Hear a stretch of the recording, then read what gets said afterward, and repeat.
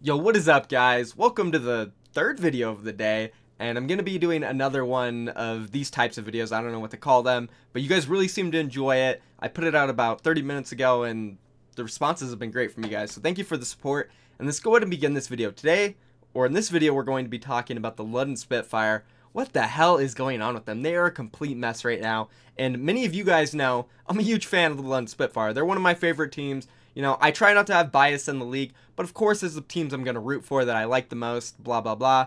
And let's go ahead and talk about why it's been so tough for them. Specifically in Stage 3, this is their worst performance in the league so far.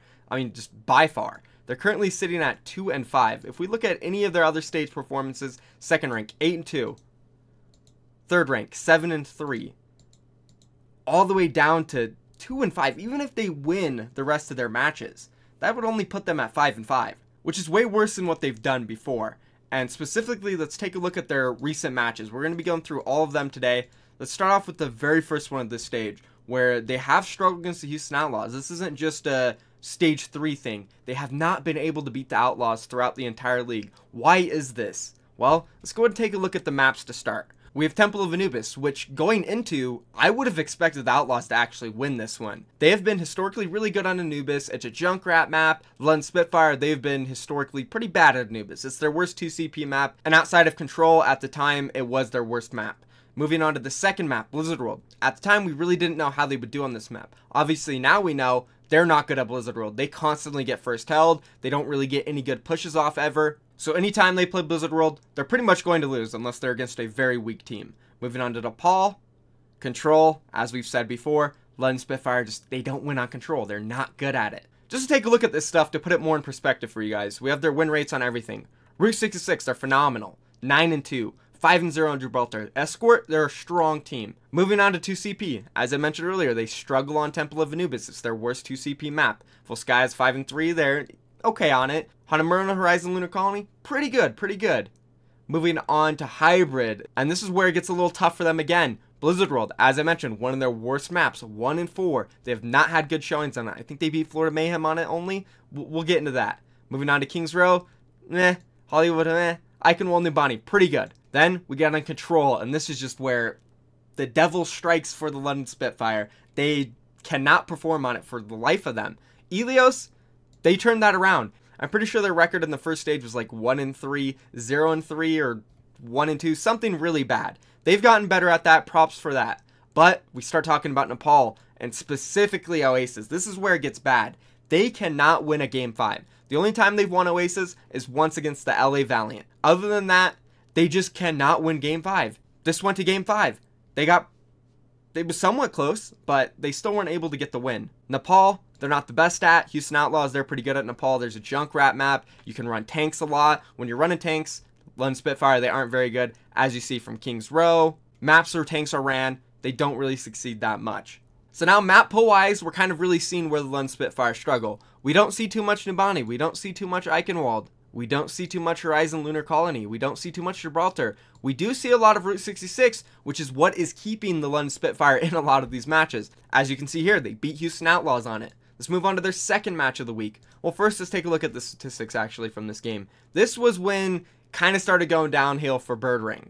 He was arguably, this is an okay performance from him and Prophet. 41 kills for both of them, 34 deaths, a little more for Birdring. He was dying a lot. We could go back to the Philadelphia Fusion match from the playoffs, but we'll keep that one out of it. But he died a lot specifically in that set. And you know, it was a close match. 36-35 team fights, 186-168. Very close. All the way down to the wire. And when you look at map pool, I really do think map pool was the reason they lost. Temple of Anubis, even though they won it, one of their worst maps. Blizzard World, one of their worst maps. Nepal, not very good at it. Oasis, their worst map overall. The only map they were good at out of these is Route 66. So we can already start to see there is a map pool problem in this stage for them. Moving on now to the New York Excelsior match. This was when it started really getting bad for Birdring. 11-20 in this matchup. Hureg even outperformed him. So that's just a little information there. Then we move on to the maps. Temple of Anubis, not good at. Blizzard World, not good at. Nepal, not good at. Junkertown, I don't remember their Junkertown stat. What was it? 2-3. Not the best on it. So again, map pool wise, that's a big problem for them this stage. Birdring, that's a big problem for them this stage. Moving on to their next match against the Florida Mayhem. Looking at their statistics, Birdring went 25-32 against Birdring. Now, I know he started to get a wrist issue. We don't know exactly when this wrist injury started, if it was at the beginning of Stage 3, at the end of Stage 2 in the playoffs, but you can see the dip in performance, and if he was playing with his wrist hurting, that's only going to make it worse, so the turnaround time obviously going to be longer. Alright, so now let's go ahead and take a look at the maps here. We have Volskaya. It was actually a draw, and if we look at their stats on it, there's that one draw right there from Florida, and they're 5-3 overall on it, so it's pretty decent, one of the better maps. Then New Bonnie, obviously one of the best maps. We've seen that. They took it. Nepal, it was close. It was close. 35-22 kills. Florida was able to pick up around 5-7 team fights. Route 66, one of their best maps. So this was a good map pool for them. Unfortunately, they got the good map pool against a weaker team. Now let's go ahead and take a look at maps, because arguably, if you swap these maps out, they could have lost this set. Either leave Volskaya and keep it a draw, or put Anubis in there. They could have been up 1-0, Florida Mayhem. Moving on to the second map, put that on Blizzard World. I think they probably would have won Blizzard World, seeing how the London Spitfire performed on it recently, with them not really having a good Widowmaker right now. Sure, Hureg did play good yesterday, I know that, but other than that, he's struggled. So is Birdring. So they probably would have lost Blizzard World. Leave Nepal the same. Give that map over to the London Spitfire, then it's either 1-1 or Florida Mayhem are up 2-1 depending on the draw. Move on to Route 66. Swap that out for Junkertown. They're not very good at tanks on the London Spitfire side. Also, the Widowmaker would have been relevant on this map, and you could say Florida Mayhem would have won it, either putting the set 2-1, 2-2, something like that. Going on to a fifth map, they definitely would have won on Oasis, so Florida Mayhem could have easily won the set with different maps. Moving on to the next one, we have Philadelphia Fusion. Again, Birdring 12-21, struggling. I mean, what more can Prophet do in this matchup? This is where he started to pick it up and pretty much perform his best. He actually did in this match too. This is where Prophet started performing very well. He struggled against New York a little bit, and he struggled against Houston Outlaws.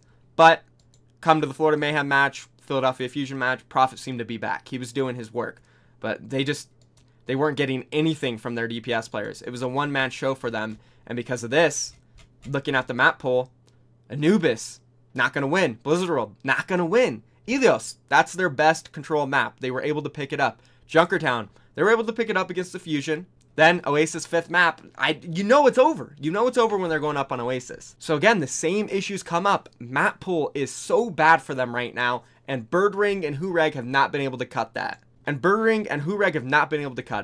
Moving on to the Boston Uprising, Lone Spitfire. This was extremely close. Again, Prophet was back. We didn't see any Birdring. Hureg did a decent job. He didn't die too much. Let's go ahead and toggle his heroes and see what he played in this matchup. He actually, 11-2 on the Tracer, not bad. 12-9 on the Widowmaker. 11-7, 10-4. He had a good matchup here. He pretty much gave them their best chance to win a set in the league. Let's go ahead and take a look at the maps, though. New Bonnie. London Spitfire were able to take Anubis. This was a huge surprise to me, because let's take a look real quick at the Boston Uprising. Their Anubis is phenomenal. 4-1 on Anubis. Their 2 CP in general is insane. 9-0 on Volskaya. I didn't even know that. That's insane. Okay, that's a little weird there looking at that stat. We'll talk about this another day. But the main reason we're looking at this is for their Anubis. They were 4-0 prior to this match. And to be honest, every single time you watch them play it, their execution is so clean. The way they attack the point, they come from different angles and just splat. They land at the same time and kill everybody. So it was a big surprise to me. Where are we at here? It was a big surprise to me to see the London Spitfire be able to take this map. New Bonnie, good map for them. Ilios, this is where they had a good chance to win it. It was very close. Both rounds went 99-99. Junkertown, tanks, they struggled. And Oasis, they're just not going to win. Even though they have been getting a little bit better at Oasis, probably because they've been playing and losing it so much. I'd assume they're working on it very hard. But just a lot of the maps they need to start working on. This was another good chance for them to pick up a set, and they almost did. If it wasn't for the team being Boston Uprising, they probably would have won this set against any other team. They really would have. Hureg, he showed up. Overall, it was a good performance from everybody. It's just Oasis on that last map, they couldn't do it, and Boston Uprising are just on an absolute tear right now. Moving on to the next match. London Spitfire, LA Valiant, they were finally able to pick up a set win. And it really wasn't due to a huge performance from Hureg. Wasn't due to, this is a pretty good performance. He only died 14 times. That's a pretty good performance. This is where they shined. Gesture had an amazing match, which we really haven't seen too much from him this stage. Finally showing up big. He manhandled Fate in space. He really showed him what was up. looking at the maps, which was a surprise. They were able to pick up Volskaya. Maybe not that too much of a surprise. They got a first hold, which was impressive. Then Blizzard World. This is where I was surprised. First time they were able to win it so far. And the LA Valiant just did not look good on it at all. And they were just getting rolled over. And these first two maps, look at this. 37 kills to 7, 51 to 21, 6 fights to 1, 10 to 3, 16 to 4 overall. They were getting smoked. I didn't expect them to make a comeback at all. But they did on Nepal. They were able to 2-0 them. Wasn't close, 6-1. Then we moved on to Route 66. Best map for London Spitfire, arguably, this stage. This is the only time the London Spitfire have lost on Route 66 in the entire league. Where is it at? Escort.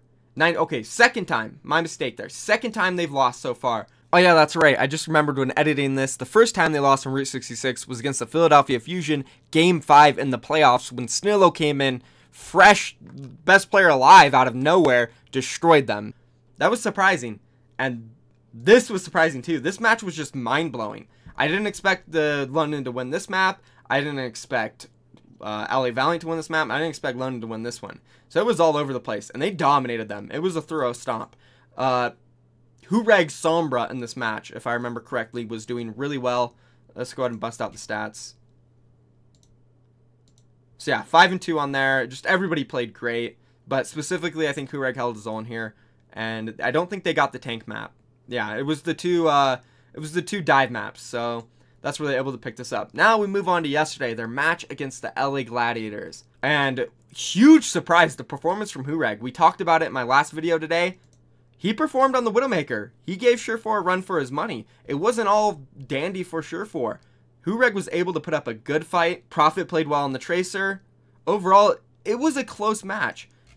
Let's go ahead and look at the maps where Blizzard World, don't expect London to win. Volskaya, it's a 50-50 when it comes to London. Then we get on to Ilios. London Spitfire, able to pick it up. Obviously, because the LA Gladiators are struggling right now with their projectile. They've been shying away a lot from the fair play from Silk Thread and Hydration. And when they do have Hydration in on these Oasis and Ilios maps, he is playing that Sombra.